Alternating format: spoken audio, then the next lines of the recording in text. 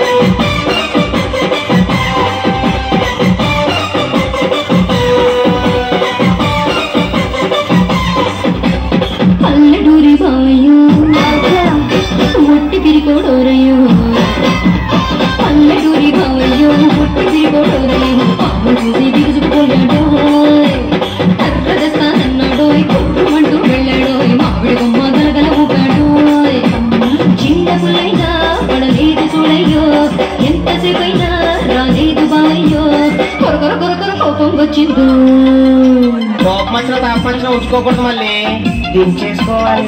ఏంటి దించుకునేది? దాని బాగా ఒట్టి తిరుగుకోడంట. ఇదిగో మళ్ళీ మీ పావ సంగతి మాకెందుకు, ఆ పావ సంగతి ఏమైందో చెప్పు.